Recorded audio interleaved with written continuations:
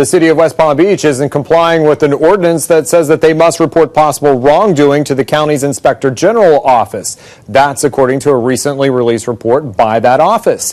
CBS 12's Lynn Gordon explains the issue surfaced earlier this year when officials found out that city employees were allegedly paid for work they didn't do.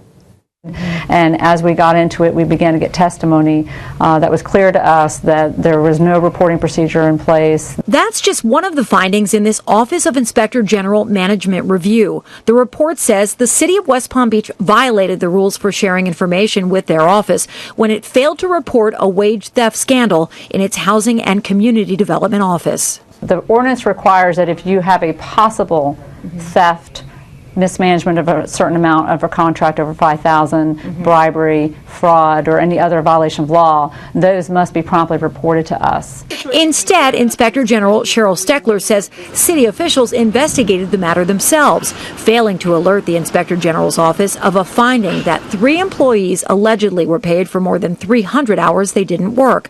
The city's own ethics officer urged them to report it in June of last year and eventually went to the OIG on her own.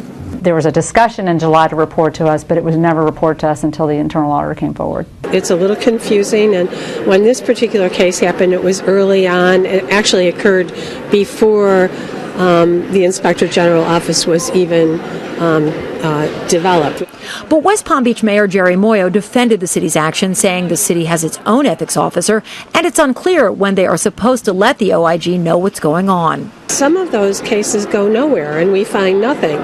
So you don't want to implicate somebody who hasn't done anything wrong by reporting it to the Inspector General. According to the report, the Inspector General recommends the city develop reporting procedures which address whistleblowers so employees know in the future who they should go to if they suspect wrongdoing. In West Palm Beach, Lynn Gordon, CBS 12 News. Well, as for those 3 employees, one received a 3-day suspension, another received a written reprimand, and a third received a verbal reprimand. All 3 had been written up in the past for similar issues. If you see government waste, send us an email to newstips@cbs12.com.